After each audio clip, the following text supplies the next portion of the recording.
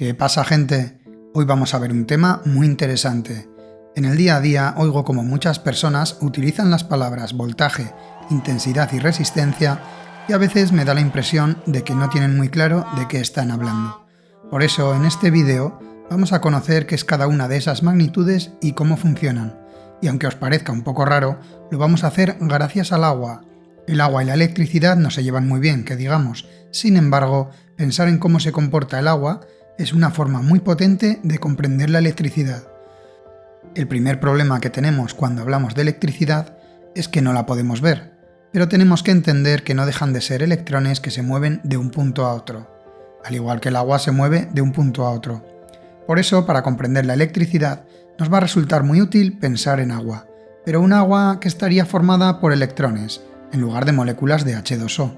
Vale, ahora ya podemos hablar del voltaje, también llamado tensión. El voltaje nos dice qué diferencia de potencial eléctrico hay entre dos puntos y se mide en voltios.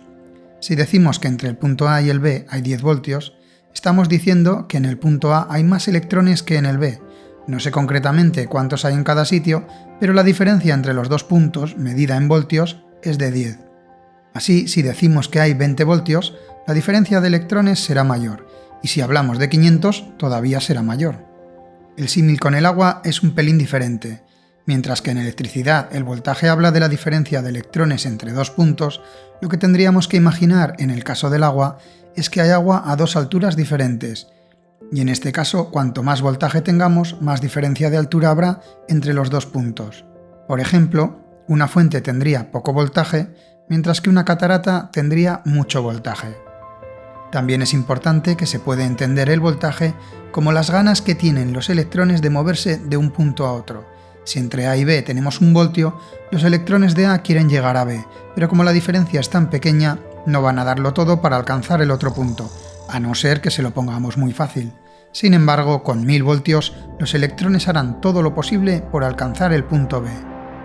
Es el turno de hablar de intensidad. La intensidad es la cantidad de electrones que circulan de un punto a otro, concretamente desde el punto de mayor voltaje al punto que tiene menos y se mide en amperios. En el caso del agua podríamos entender la intensidad como la cantidad de agua que circula entre dos puntos que están a diferentes alturas. La última magnitud que tenemos que ver es la resistencia. Se mide en ohmios y habla, como su nombre indica, de la resistencia que ofrece el camino que hay entre el punto de partida y el de llegada. En el caso del agua estaríamos hablando de lo mismo, la resistencia que ofrece el camino por el que circula el agua para llegar del punto A al B. Así no es lo mismo una tubería gorda y limpia que una estrecha y llena de piedras.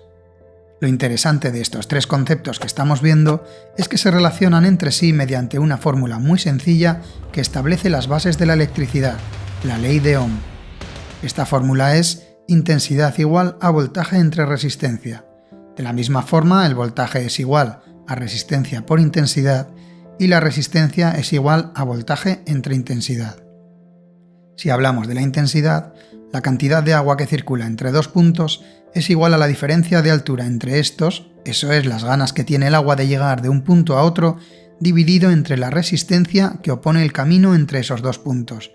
Si el camino es muy difícil, el agua que circulará será poca, y para que circule más, podremos o limpiar el camino reduciendo su resistencia o aumentar la altura entre los dos puntos.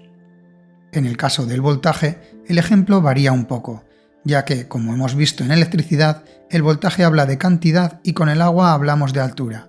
Si tenemos dos vasos conectados con un tubo y vamos añadiendo agua al primero, la diferencia de altura de agua entre los dos vasos dependerá de lo rápido que estemos añadiendo el agua, así como de lo difícil que lo tenga el agua para pasar por la tubería al siguiente vaso. En el caso de la resistencia y siguiendo con el ejemplo de los vasos, podemos comprobar cuánta hay en el tubo que los une si dividimos la diferencia de altura entre ellos entre la cantidad de agua que está circulando por el tubo. Y esto ha sido todo, así que espero que este vídeo os haya ayudado a comprender mejor los fundamentos de la electricidad y ahora podáis entender cómo funcionan muchas cosas imaginando que por los cables circula agua. Pero recordad que en realidad lo que circula son electrones y que son mucho más peligrosos que el agua. Si os ha gustado, suscribiros y darle al like. Nos vemos en el siguiente.